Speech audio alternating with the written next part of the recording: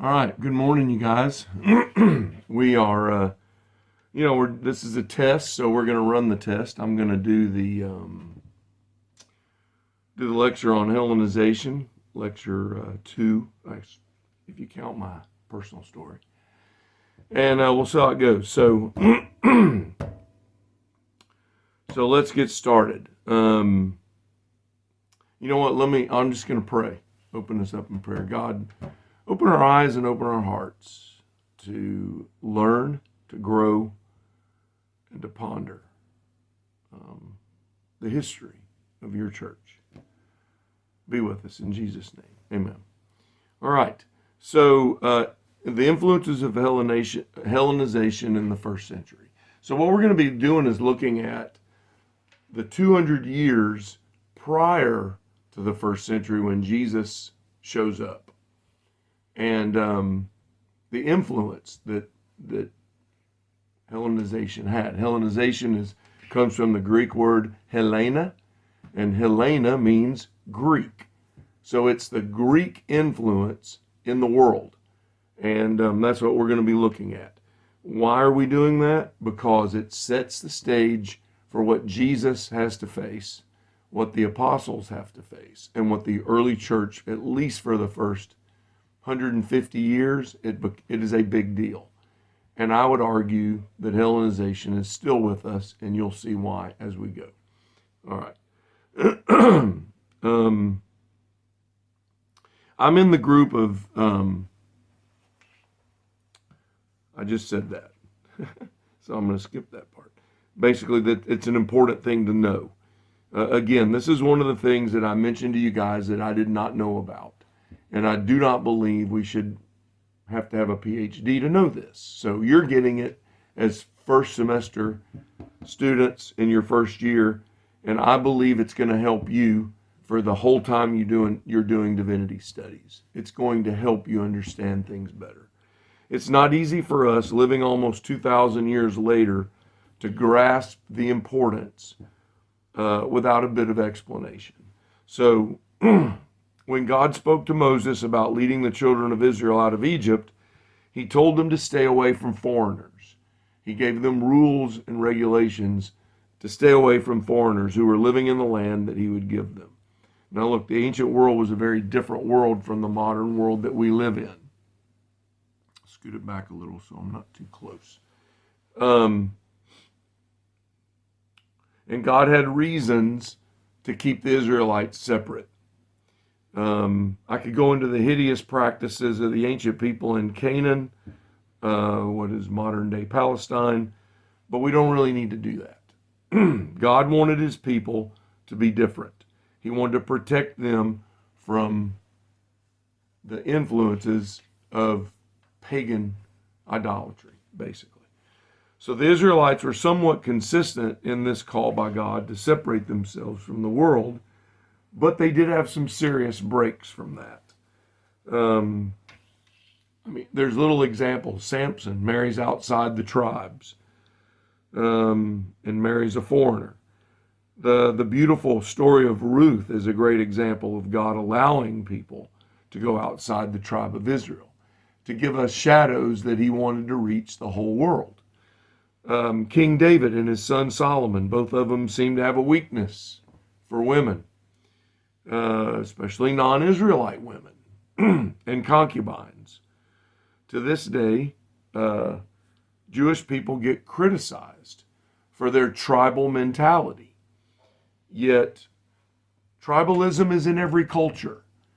We have a natural inclination to want to be around people who are like us. That I think God made us that way. If nothing else, the Tower of Babel made it that way. But the point being that Hellenization is, and well, we're going to walk through it. While I understand why the Jews get a bad rap for tribalism, I don't agree with being hard on Israel for that. Right now in the United States, we are now tolerating open anti-Semitism. We said we would never do it again. and now we're doing it again. So it's hideous to me. I'm about to give you the main historical context for the first century, the New Testament period. Some of you have heard this. Some of you have heard some of this before, but others of you have never heard any of this. So you'll have my notes, and they're right in front of you. I would prefer you to listen rather than read my notes, but you can always go back and read my notes and then make your own notes to help you remember the details.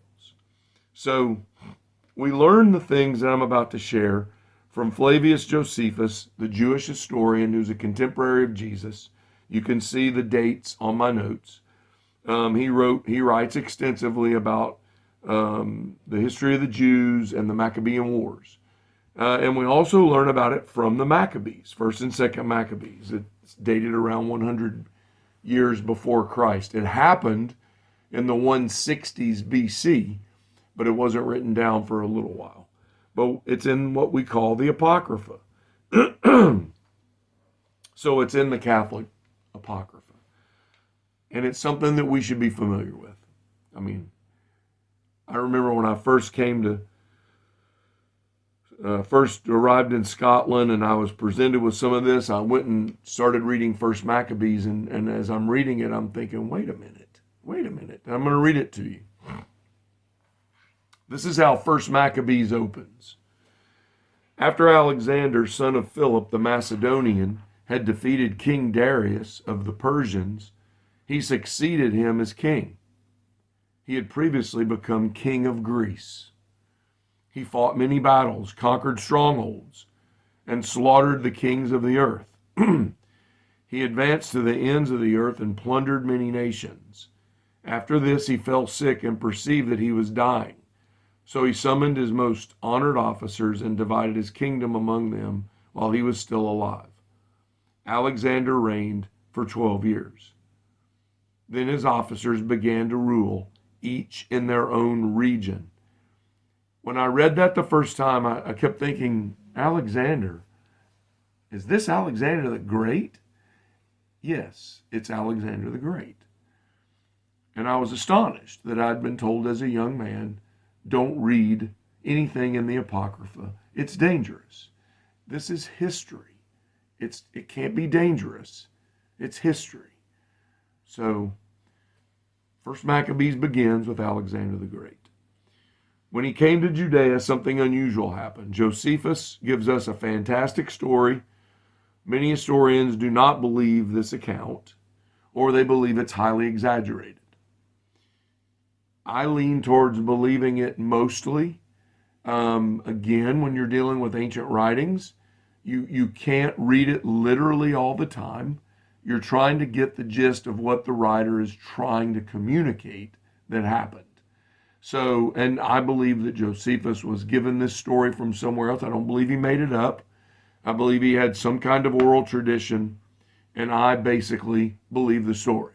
So, if the other historians want to mock me, that's fine.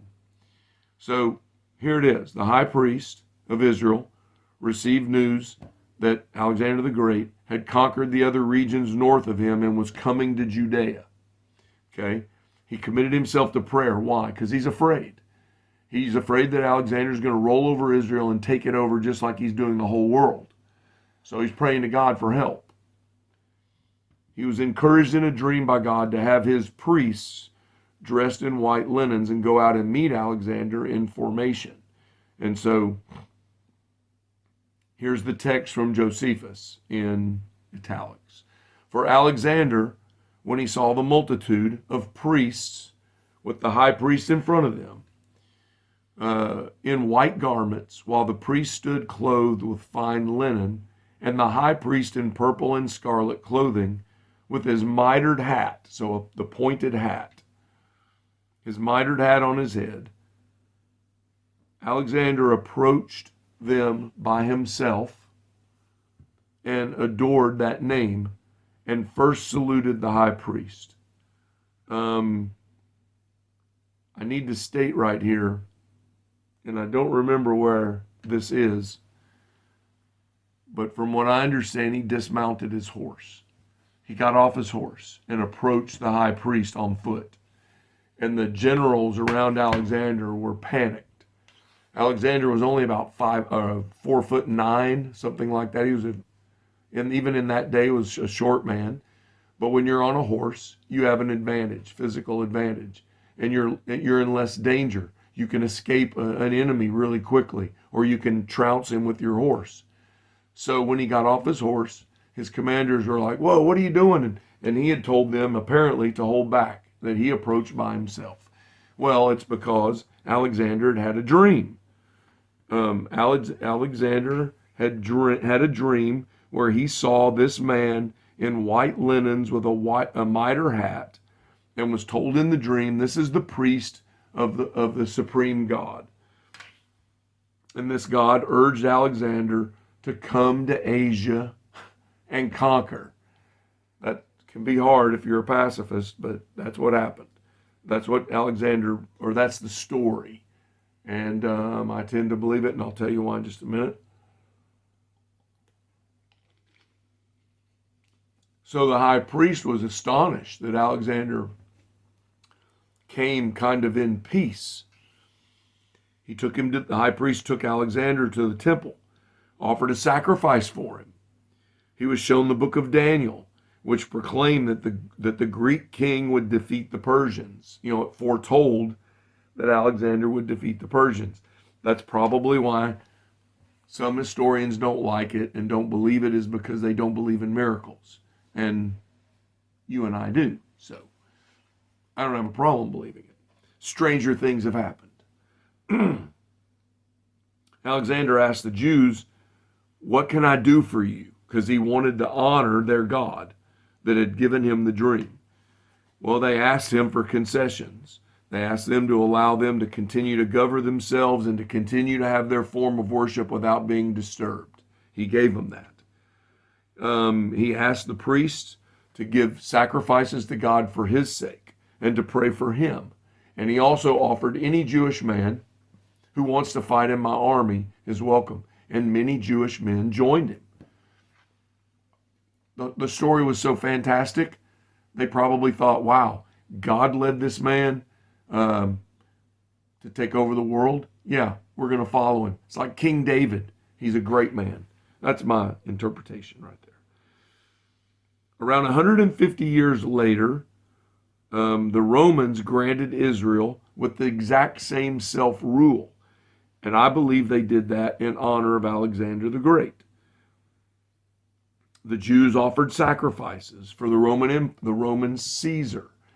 They prayed for the Roman Caesar, that all would go well with him and they would have peace. You know, Paul didn't make it up that we should pray for our rulers. The Jews were praying for Alexander the Great, and then they prayed for the Roman Empire. So it makes perfect sense that Paul tells us in the letter to the Romans that we are to pray for our rulers. As Alexander conquered, if you keep sliding down on my notes, I guess it would be good to have my notes. You can see the map.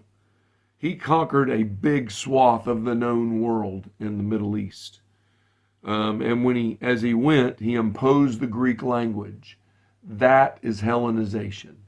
He made them take on the Greek language. He wanted them to have the Greek culture. He kind of enforced it with everyone except the Jews. Men were to cut their hair and look like Greeks. They were to dress like Greeks. They were to speak the Greek language. That is Hellenization right there in a nutshell. So when he died, his generals basically declared themselves king over the region that they were in when he died, where their armies were. Now, for our purpose, we're only looking at the two kingdoms.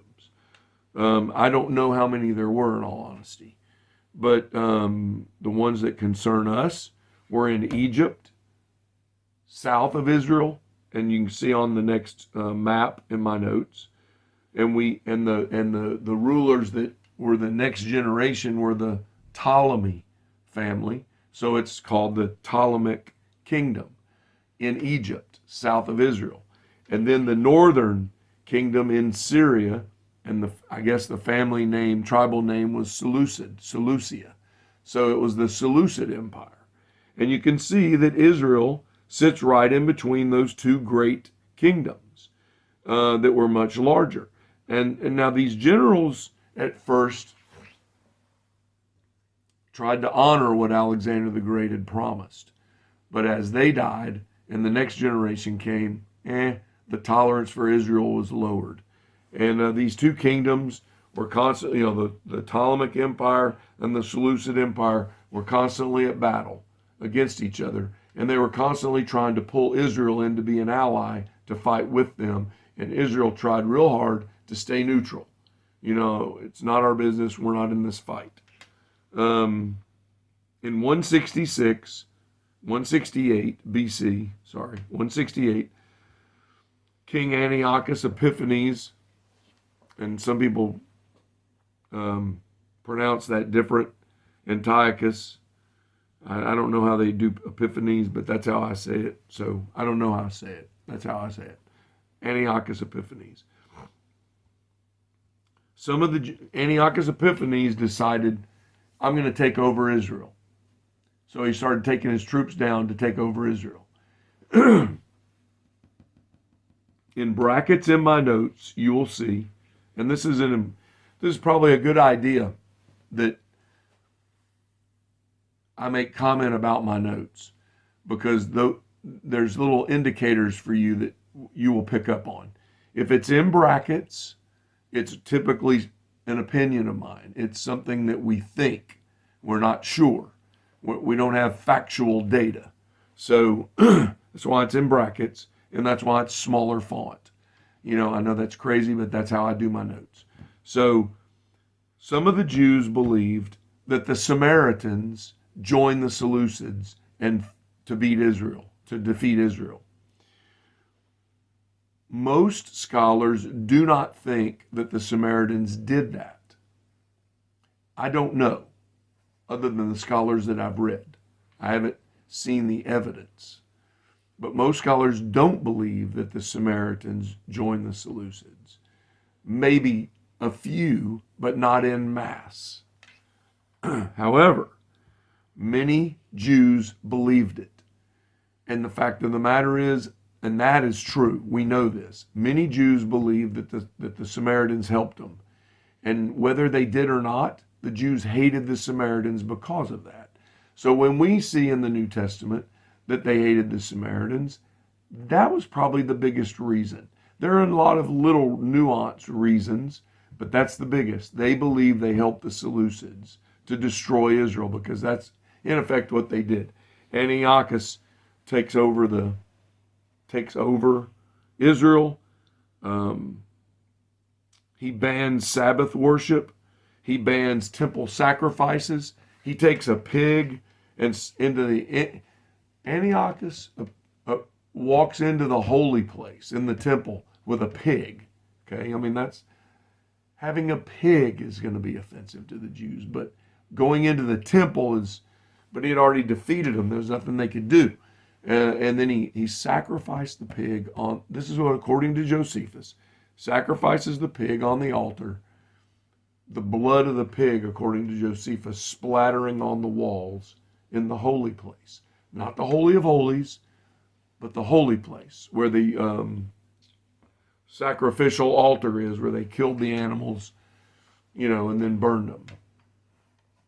He set up a statue of Zeus in the temple. All of this is just anathema to the Jews. The Jews actually called this the abomination that leads to desolation. Jesus quotes that. I think it's in Matthew 24. And we read that as the end of the world. But the abomination that leads to the abomination that leads to desecration, I think that's it, is what we just read, what Antiochus Epiphanes did. Thousands of Jews died during this period. They were persecuted, they were tortured. If you read 1st and 2nd Maccabees, you can read some horrific accounts of the torturing and killing of Jews. Finally, a significant family, the Maccabees, or a man named Maccabeus, rose up in rebellion to fight against the king, and they did it through stealth. He got a small handful of men, hid in the mountains, and would do guerrilla warfare. Secret attacks against a little group of men, kill all them, and then go into hiding. And every time he won a battle like that, more men in Israel joined him. So the Maccabean army kept getting bigger and bigger until they became big enough, and they defeated the Seleucids. So, and the Maccabees were national heroes for the Jews.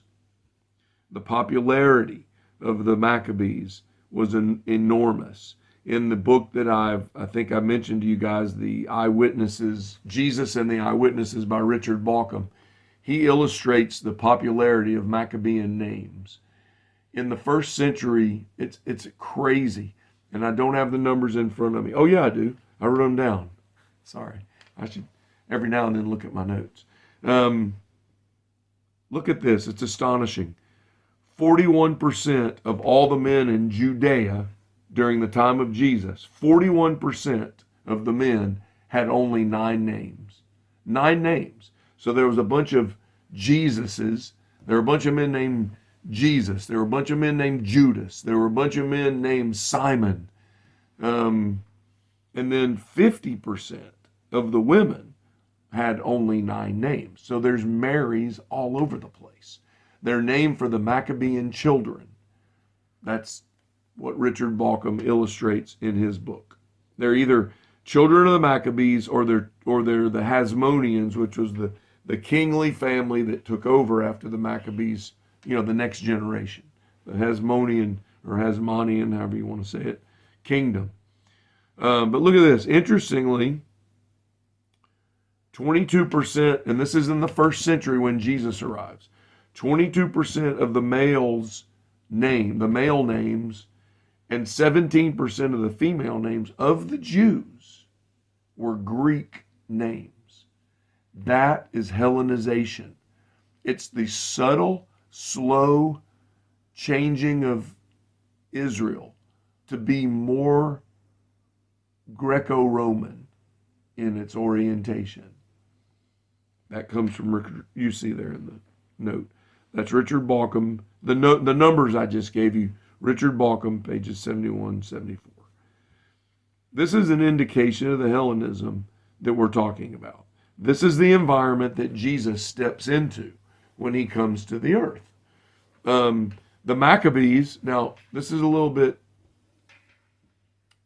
I'm speaking, look, I'm an American. I'm speaking from an American experience, okay? And I'm about to make an analogy from American history. Hopefully you guys won't be offended by it because you have your own country that probably has very similar concepts.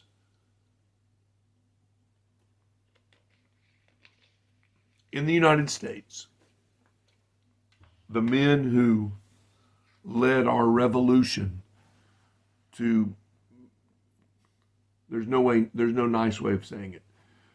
The men who led the revolution to kick the English out of our country, out of our nation, out of our new continent, what we call the Revolutionary War, because we wanted to be free from their control. Those names are huge in the United States, even to this day. And people name their children George. The original George was because of George Washington, James Madison, Alexander Hamilton. Those might have been popular names in other places, but they became very, very popular in America, and they still are. Now, I don't know that all people probably don't think they're naming them. They're naming them now after their grandfather or whatever. But this is the way it was in first century Judea. They wanted to honor the Hasmoneans and the Maccabees, and they named their children. That's why there's so many names in common like that. And that's why they would say, Jesus bar Joseph. The son of Jesus, the son of Joseph. Jesus, the son of Joseph from Nazareth. They didn't have surnames, so that's what they did to distinguish each other. So, Jesus, point number 2, who we often think of as something of a pacifist. never says anything negative about the Maccabean War. Never. He could have. He could have spoken against the killing and wars in the Old Testament. He never did. He could have condemned Roman soldiers. He never does. So it just kind of shows the impact of the Maccabean revolt and the war of the Maccabees against the Seleucids. In fact, we have an allusion to the Maccabean Wars in the Faith Hall of Fame in Hebrews 11, when it says women believed they would receive their dead back to life. That comes from a gruesome story of a woman who was forced to watch as they tortured and killed 7 of her sons because her sons refused to eat pork. They were trying to make them eat pork, which is against the law. And they ended up killing the mother as well after she watched her 7 sons die. And they, according to Maccabees, they died heroically. They were adamant. They were kind of like Daniel, only they didn't get saved out of the fire. Number 3, after the Maccabean War, this is when the Pharisees became a dominant force in Judean history. They existed before the Maccabees, but it was after the Maccabean War that the Pharisees became a real force politically in Judea. Their approach to the law was that Hellenization was wrong, and it was an abomination. That what the Seleucids did, bringing Hellenization, they decided they were going to keep the law of Moses like nobody's ever done it before. And so they added oral tradition, and they said that you have to keep that as well. And we see it moving into the New Testament era, how this struggle against Greek influence became a conflict in the early church. And I'm going to show you that. There's an ongoing struggle in Israel with how the world was changing around them, and the Pharisees were going to fight against it by being extremely, what we would call legalistic about following the law. And we all know that Jesus didn't like that one bit, and his ministry was to confront them over and over about that. So what happens is by the first century, you have a division in the nation of Israel, in first century Judea. You have the traditionalists, like the Pharisees, who spoke Aramaic, tried to keep the law, and then you had the Hellenists, Jewish people who were spread all around the Roman Empire, and many of them only spoke the Greek language, which was from Hellenization. And so they lived in Rome, they lived in Ephesus, they lived in Corinth, they lived in Alexandria, Egypt, they lived in Antioch. Basically, in every major city, you had Hellenistic Jews. They do not speak Aramaic. They don't understand Hebrew. And so when they would go to the temple for the ones who were wealthy enough to go to the temple for some of the festivals, they weren't. If they went to the temple, they had trouble understanding Aramaic, and when the law of Moses was read in Hebrew, they didn't understand it at all. And so what ended up happening, and this was the result of Hellenization. Jewish people who cannot speak Aramaic, and they even begin to dress like Greeks. So when they come to Jerusalem for the festivals, they stick out like a sore thumb.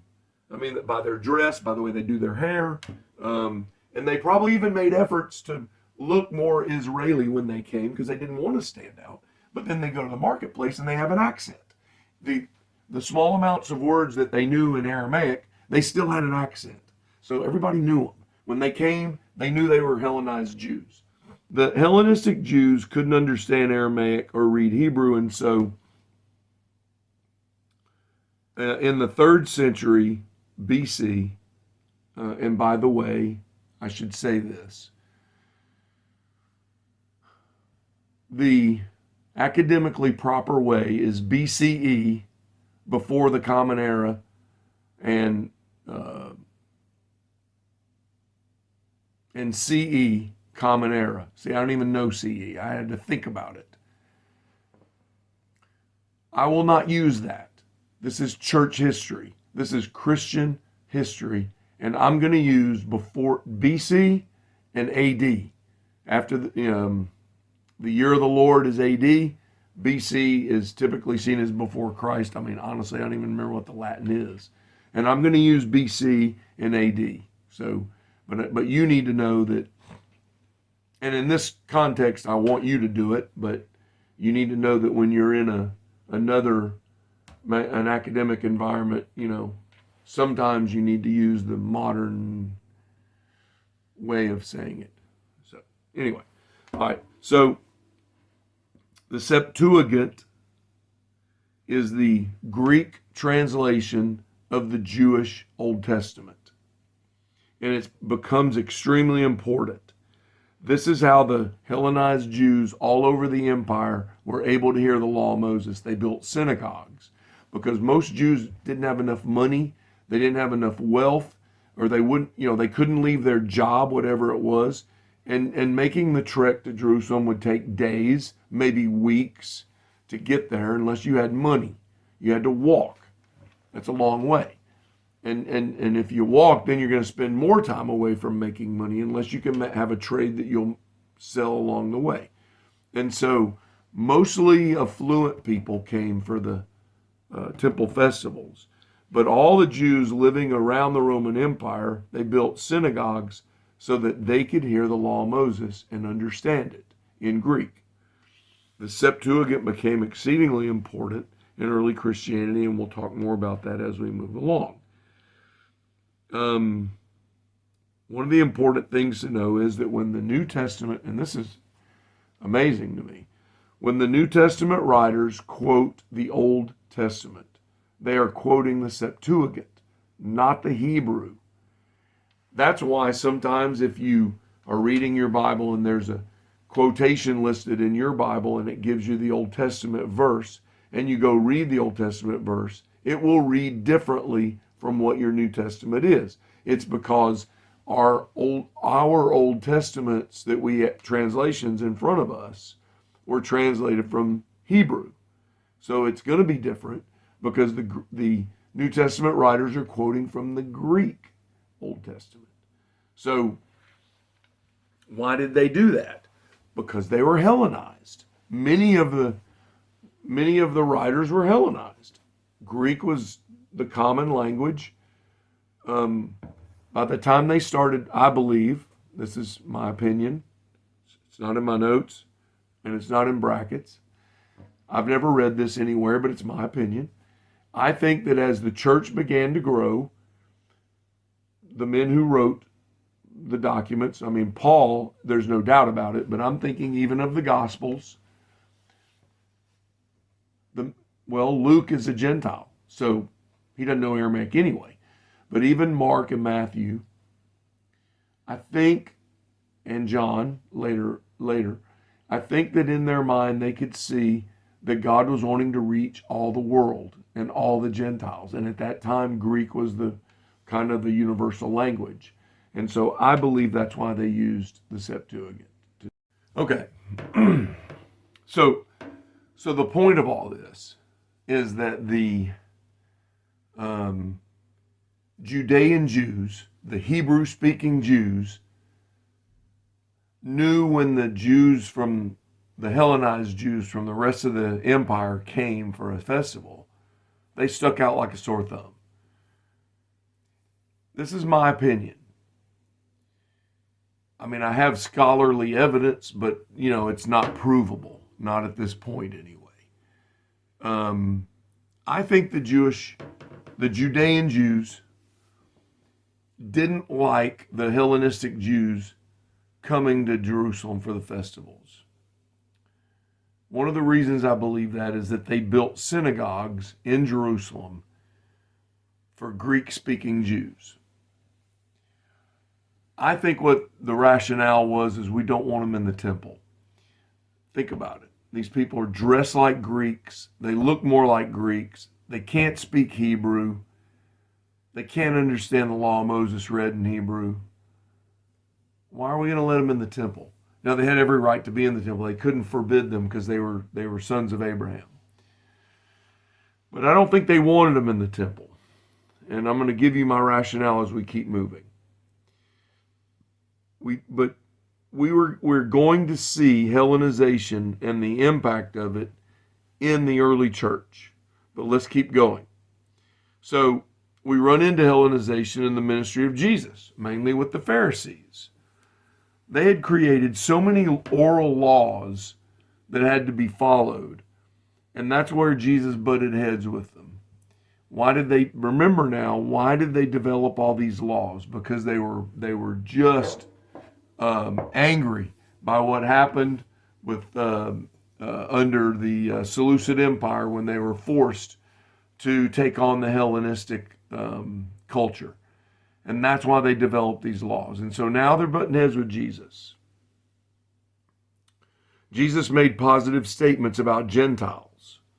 I mean, Gentiles are going to speak Greek. They're going to be all the Gentiles in the Roman Empire are under the influence of Hellenism. And the Pharisees didn't like that about Jesus. Jesus quotes Old Testament texts about the Gentiles coming into the kingdom. And then the Great Commission clearly points to the inclusion of the Gentiles.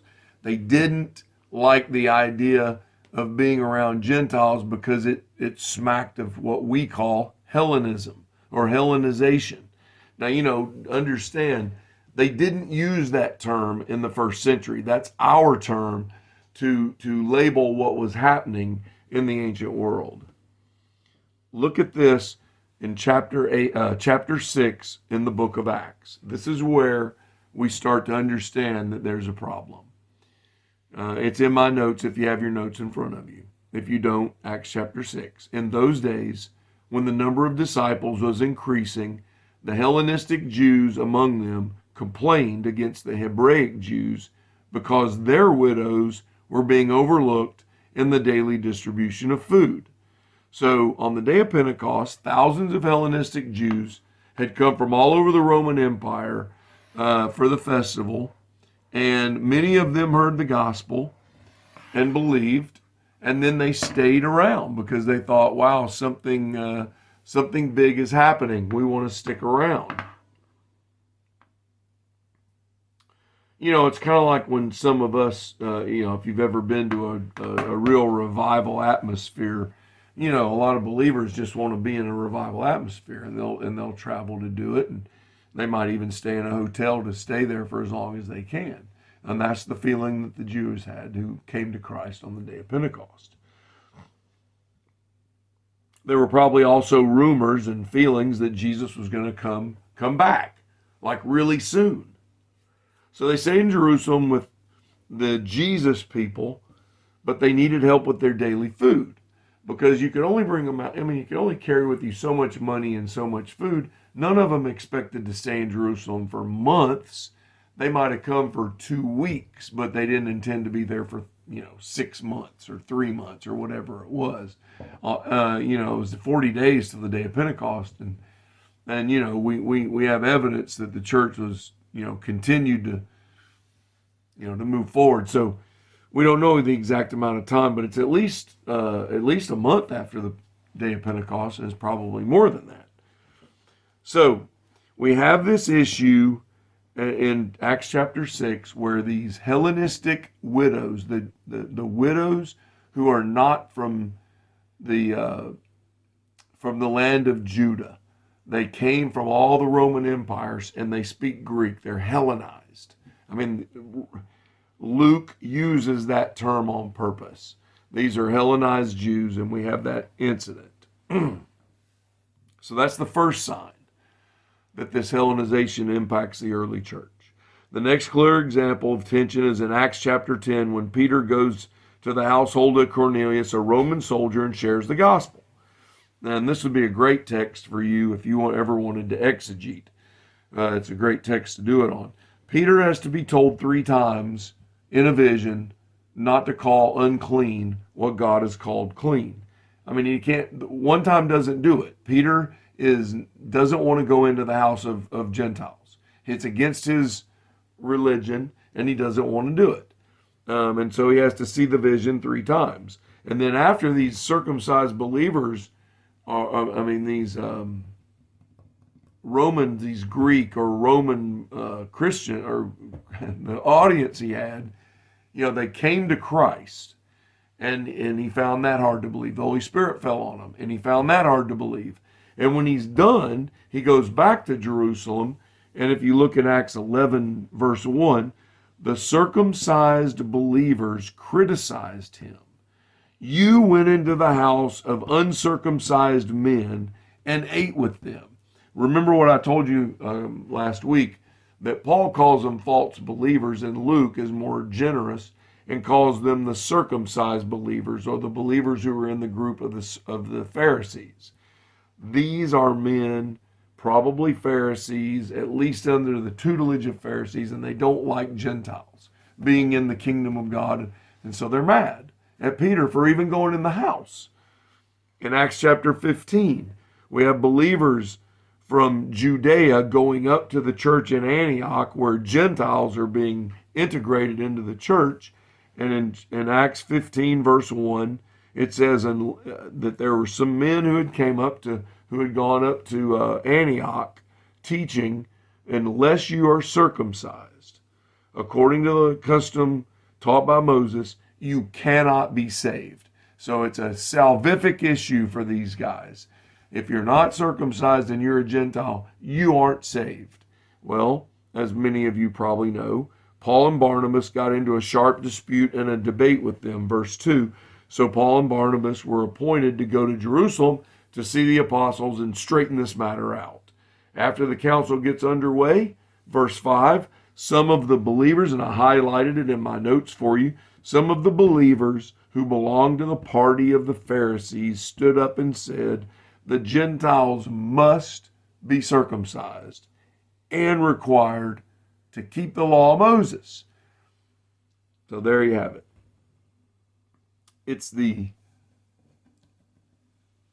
This is all the result of Hellenization.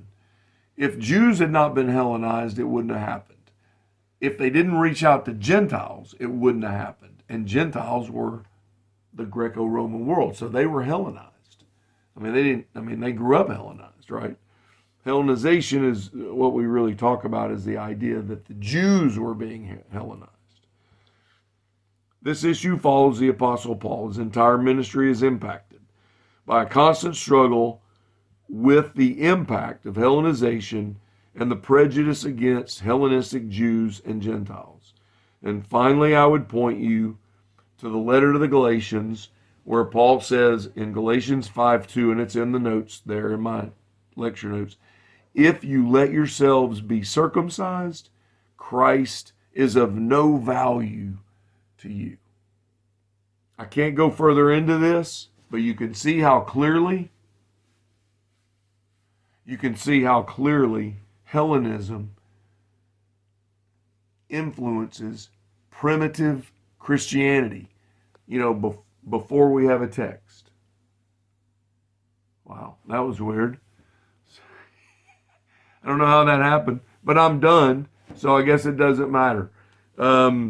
Listen, you guys need to discuss what you've heard, discuss together what you think it means and any questions you might have, and then I'm going to come back to you after you do that, and we're going to finish out with, me addressing some of your questions. Some of you are going to have some really interesting things to say.